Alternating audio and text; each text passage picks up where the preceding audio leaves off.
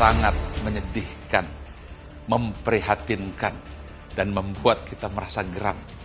Bagaimana mungkin seorang anak yang usianya 19 tahun bisa tersenyum di depan kamera setelah membunuh ibunya sendiri dengan tusukan pisau di wajah dan leher ibunda yang melahirkannya.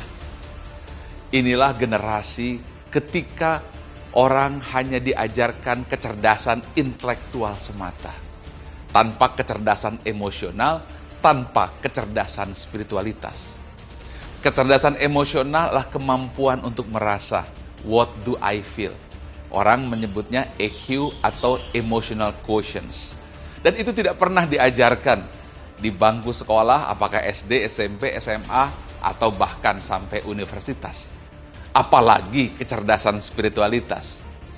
Kecerdasan spiritualitas atau SQ atau spiritual quotient atau spiritual intelligence, itulah kemampuan untuk mendengar hati nurani dan faham siapa jati diri dan suara hati fitrah yang terdalam atau who am I.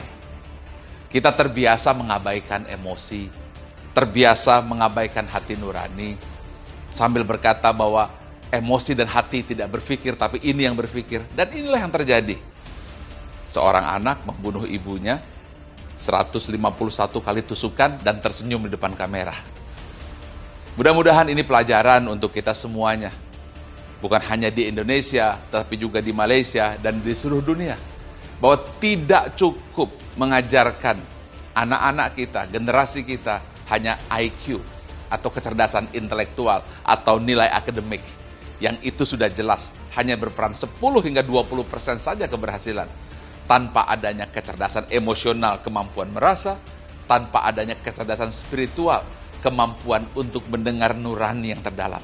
Mudah-mudahan ini menjadi pelajaran besar agar kita mengajari anak-anak kita IQ, tapi EQ dan SQ sebagai kecerdasan paripurna yang harus dikombinasikan.